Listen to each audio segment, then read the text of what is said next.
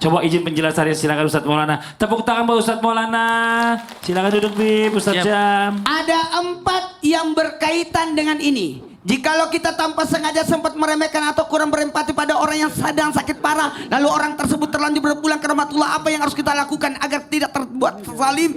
Karena mungkin maaf saja tidak cukup.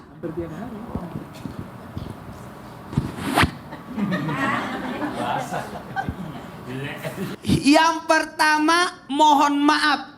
Tadi udah dijelasin oleh Habib, makasih banyak Habib. Ada hak orang terhadap diri kita. Ada haknya.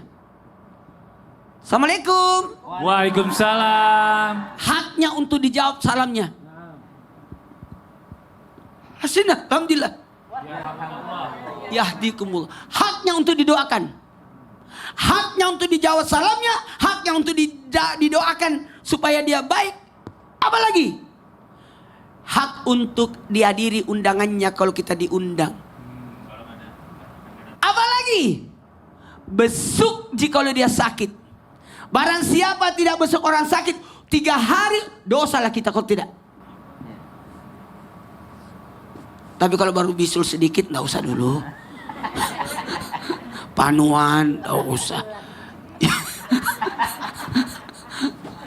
3 hari ada masalah bu.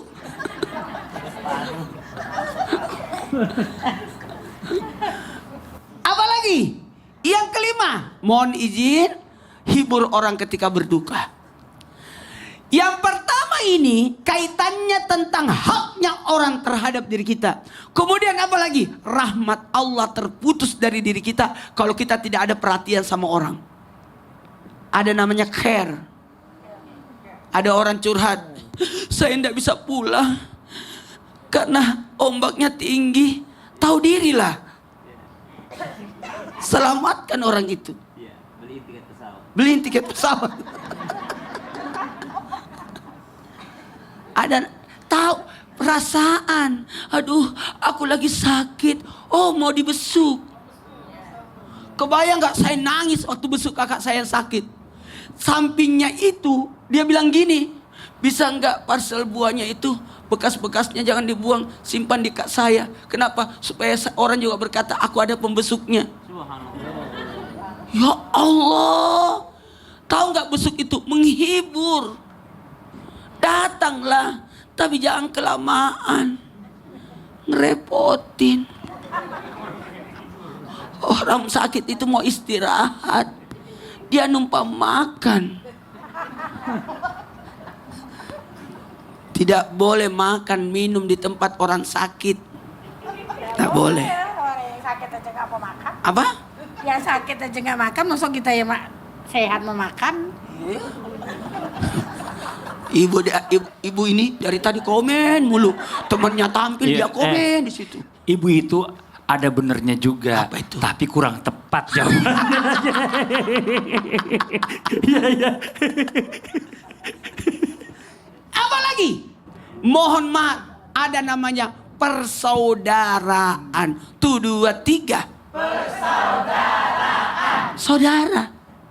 Kita ini bersaudara, sama-sama menghirup udara yang sama. Apalagi kalau kita satu kantor. Kita tahu ada teman kantor kita sakit. Minimal kok peduli deh. Tanya-tanya gimana kabarnya. Terakhir, satu lagi nih. Ini yang bahaya. Terus terang, ini yang saya takutkan. Ini yang kita takutkan. Jangan sampai kita yang bermasalah. Sebenarnya orang sakit itu, dia sakit karena Allah angkat derajatnya. Sementara kita yang diuji bagaimana sifat empati kita. Apakah ada kesombongan di hati kita atau tidak. Hati-hati jangan sampai kita merasa sombong. Nauzubillah. Ini yang paling bahaya. Sebenarnya bukan dia diuji. Kita yang diuji. Seberapa perhatian kita sama saudara kita. Hati-hati, kata Allah. Nih, ini orang sini. Ini yang pernah memberi saya makan waktu saya lapar. Ini yang pernah membesuk saya ketika saya sakit. Lah, kok Allah ngomong begitu? Memangnya Allah pernah sakit, pernah lapar? Tidak. Hambaku yang sakit, engkau besuk. Hambaku yang lapar, engkau bantu. Itu sebenarnya. Jadi bagaimana Allah itu sangat dekat sama hambanya. Kita sebenarnya diuji. Buat semuanya, ayo. Nabi itu sesudah salat subuh, salat asar tanya, ada gak sahabatku yang sakit? Ayo kita pergi besuk. Itu. Ini kayaknya harus saling membesuk. Karena sama-sama sakit. Hah? Sehat. Alhamdulillah. Oh iya benar juga sih. Tahu nggak? Iya. Saya salah nanya. Kalau nanya sama orang tua, semua sehat. Padahal lututnya sakit. Iya. Karena Pinggangnya. ukuran sehatnya anak muda sama orang tua beda. Beda. Kalau orang tua, anak muda ada sakit sedikit, aku sakit. Dia harus sehat tuh benar-benar fit kalau anak muda. Kalau nenek-nenek ditanya, yang penting hidup sehat itu. Masya Allah. Makasih banyak Ustadz Maulana. Tepuk tangan buat Ustadz Maulana.